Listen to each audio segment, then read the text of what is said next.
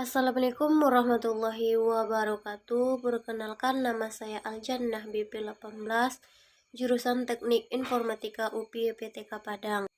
Baiklah, di sini saya akan mencoba membahas tentang dua materi SCM, yaitu tentang kemitraan dalam bisnis dan implementasi strategi manajemen rantai pasokan. Di sini pertama saya akan membahas tentang kemitraan dalam bisnis. Kemitraan dalam bisnis mempunyai konsep kemitraan dalam bisnis tersebut. Sebelum membahas konsep kemitraan dalam bisnis tersebut, di sini ada beberapa hal yang harus diperhatikan bagi kemitraan dalam bisnis. Yang pertama, para mitra tersebut harus mampu melepaskan kebebasan dari kedudukan yang dimilikinya untuk memperoleh keuntungan dengan jumlah besar. Yang kedua, para mitra itu harus mampu berbagi antara investasi dan keuntungannya. Yang ketiga, di sini supplier. Supplier tersebut harus mampu mengubah sikapnya dari hanya memuaskan para pembelinya menjadi sifat lebih proaktif dan memikirkan kemampuan yang dimiliki pembelinya agar bisa bersaing proyek bersama. Yang keempat yaitu pembeli. Pembeli di sini juga harus bisa mengubah sikapnya. Pembeli tersebut bukan hanya memikirkan membeli dalam jumlah besar, tetapi bisa berpartisipasi dengan supplier tersebut untuk mendapatkan keuntungan kedua belah pihak.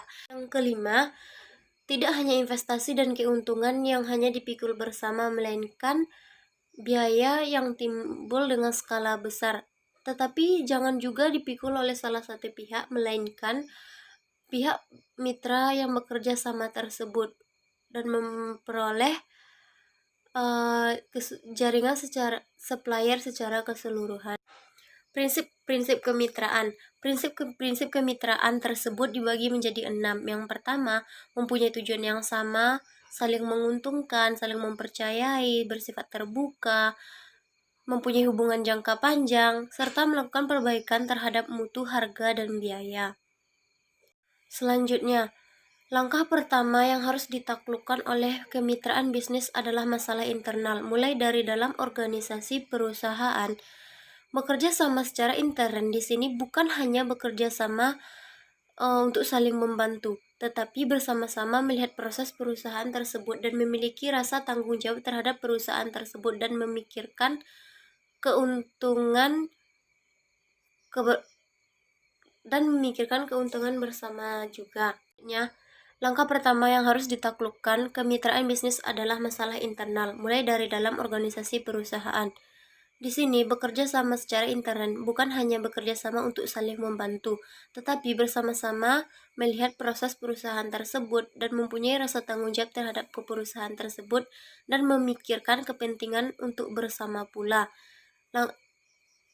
dan melaksanakan apa yang sudah dilakukan. Selanjutnya yaitu mengembangkan pemikiran tentang kekuatan perusahaan yang dipertahankan sehingga dia akan melebar ke arah hulu dan hilirnya.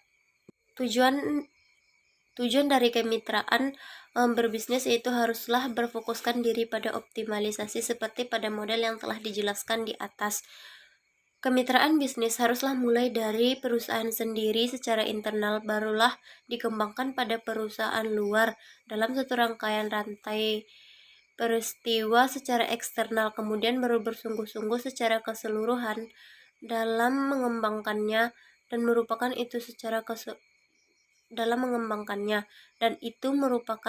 suatu kesempatan. Ini haruslah berfokus pada optimalisasi. Seperti yang telah dijelaskan pada model di atas, kemitraan bisnis harus mulai dari perusahaan sendiri secara internal, baru dikembangkan kepada perusahaan luar dalam satu rangkaian rantai aktivitas secara eksternal. Kemudian baru bersungguh-sungguh mencari peluang secara keseluruhan. Kunci dari semua itu adalah semuanya harus menganggap dan diperlakukan sebuah perusahaan dalam suatu jaringan atau rangkaian rantai aktivitas suatu totalitas yang satu. Yang selanjutnya tentang implementasi strategi manajemen rantai pasokan. Yang pertama, implementasi secara umum. Implementasi secara umum terbagi menjadi 5 bagian. Yang pertama, pengembangan manajemen logistik. Yang kedua, secara bertahap. Yang ketiga, perubahan sikap mental. Yang keempat, pemanfaatan teknologi informasi. Yang kelima, menciptakan sikap yang kompetitif. Kedua, implementasi terhadap manajemen mutu. Yang pertama, pengertian dan pendekatan.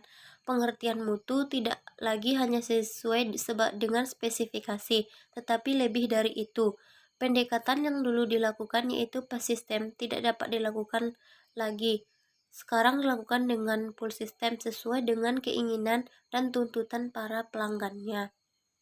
Kedua yaitu keikutsertaan pemasok. Dalam perencanaan desain, diikutsertakan peran pemasok dalam konsep kemitraan. Fasilitas pemasok dapat digunakan sebagai R dan D, sehingga sebuah perusahaan tidak perlu membuat dan mengembangkan bagian R dan D itu sendiri. Yang ketiga yaitu benchmarking. Untuk mengendalikan mutu, salah satu hal yang paling efektif digunakan adalah benchmarking, karena mereka mampu mengeluarkan standar ukuran kinerja manajemen supply chain yang dapat digunakan sebagai perbandingan. Misalnya di sini, perbandingan antara satu industri dengan industri yang lainnya. Yang keempat, logistik sebagai ujung tombak. Untuk mencapai kesuksesan rantai pasokan, logistik dapat digunakan sebagai ujung tombak dan sasaran pertama dalam penanganannya. Sebab rantai pasokan adalah pengembangan pengelolaan logistik. Misalnya di sini, rantai pasokan itu dapat dijadikan sebagai ujung tombak dalam rantai pasokan itu sendiri. Selanjutnya, implikasi terhadap arus barang terbagi menjadi 3. Yang pertama, pengawasan inventory, sentralisasi inventory, dan manajemen lead time. Yang pertama, pengawasan inventory di sini, jaringan rantai pasokan lebih berorientasi pada revenue. Pengawasan dilakukan terhadap tingkat inventory pada semua jaringan secara keseluruhan. Sentralisasi inventory di sini, yang dimaksud di sini bukanlah dalam bentuk hal fisiknya, tetapi dalam perencanaan dan pengaturannya. Kemudian manajemen lead time digunakan di sini sebagai untuk agar keinginan para pelanggan bisa semuanya terpenuhi dan mereka bisa menerimanya. Itulah beberapa materi-materi penjelasan dari implikasi strategi manajemen rantai pasokan dan kemitraan dalam bisnis. Sedikit penjelasan dari saya. Wassalamualaikum warahmatullahi wabarakatuh.